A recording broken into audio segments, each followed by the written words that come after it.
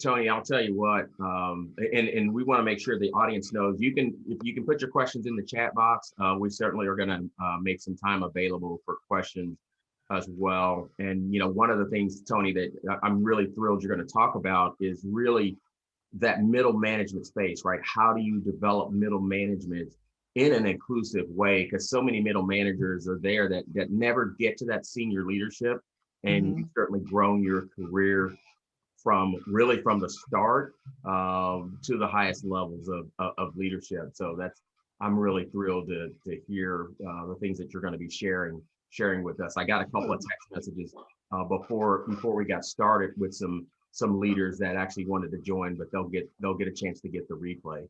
Right, sure. So let me just start with, I don't think leadership is defined by a title. Leadership to me is a set of values, and my personal leadership values are based on my personal values, and they're at the core of who I am. And I think they were formed in my early years from my parents. And so, I will start with that. I think you have to just have a leadership mindset. You need to start with that first. And so what do I mean by a leadership mindset? I think a lot of times people will talk about control. I have to control this, or I have to, tell my group what to do. And I would say a leadership mindset is shifting from a span of control to a span of influence. So that's kind of the first paradigm I would share with you. I would say the other one is shifting from being an administrator to being an advisor. So when you think about your boss, or your boss's boss, the next 2 or 3 levels up, how are you advising them?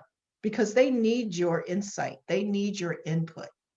And so don't just think about it as I'm an employee and I'm administrating my job, but how are you valued as an advisor? Who is coming to seek out your opinion and why? And then the third one I would think about, particularly for those who might be in human resources that are on this Zoom conference today, is shifting from what is discretionary to what is necessary. So shifting the mindset in terms of, particularly when it comes to investing in talent, what's necessary to invest in that talent as an asset, not just discretionary programs and things that we're doing to make us feel good, but how are we truly investing in those to make them reach their highest potential? So if we kind of agree to that, what I would say is, if we come back to what is leadership, in my opinion, I've been a student of servant leadership. So I think about it in terms of, how do you really invest in others to reach their highest potential? And as I said, this doesn't have to be title. In my days when I was a mid-level manager within Deloitte, I invested in our younger practitioners. I helped them to be best. I wanted to focus on how they could actually be promoted and help them think about how they improve their skills, both their technical skills as well as their soft skills. So it's really about your investment in others, your ability to create a vision of success for your whole group, your whole team. What are those examples? How are you encouraging and motivating? How are you engaging them? How are you giving them the right kind of feedback that they need to hear to perform? And so I'll stop there, and Cody, hopefully we're on the right track with the question. I think this is amazing, Tony, and it's really helpful. In fact, that whole level setting with what leadership is and what it's necessary, what it's not. I think that's so critical, because a lot of times people think they do need that title.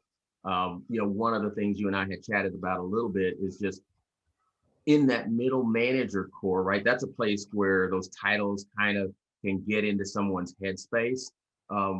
What are some of the things that you think about that are certainly some challenges for the middle managers, but I also know that you've got solutions that help develop that middle management group and that middle group of leaders. What are some of the solutions that you think are critical in that process? Well, and if we start with some of those attributes that I mentioned before, like being an advisor. Let's take that one. Sure. I don't want my staff or whoever works with me to ever feel like they can't come and share their opinion with me, even if it's something I might not want to hear. So you have to think about, how do you effectively communicate, and who needs to be communicated with? And most importantly, how do they receive information? Because if you're coming to them and just dumping the problem in their lap, that's not showing up as a leader. But if you're coming to them that says, here's a concern that we need to understand and we may need to think about, and here are my thoughts of how we can address it, boy, am I going to be engaged with you. And so the first one is, are you serving as that advisor? And those are the tips and tricks of how to serve as an advisor. Are you someone who thinks you have to do it on your own? How are you engaging your team to be a part of what you're doing? So that comes back to that attribute I talked about in terms of span of control and shifting to span of influence. So as you move up and you have more and more responsibilities, what you're going to also recognize is that your responsibilities will require broader reach, broader engagement, broader socialization of what you're trying to get done. And you can't do it all. Those people that do it all or try to do it all is where we see sometimes the biggest failures, right? Or failings. Yeah. And so as you think about it, always ask yourself, who's in this ecosystem? You know, in terms of the people that I have to convince, the people that I'm serving, the people that I have to leverage as resources to get this thing done. And so when you build that view and you think about the whole ecosystem, then you're better prepared for how you, again, shift from the span of control to the span of influence. The other one that I would still say is, still be solid in your technical craft. Right? Yeah. You know, because sometimes people will then, I'm a manager now, and they start shifting into all of the socialization stuff, but they're not staying astute and on top of what they need to know technically. So still be a student of your technical craft. And technical doesn't mean IT.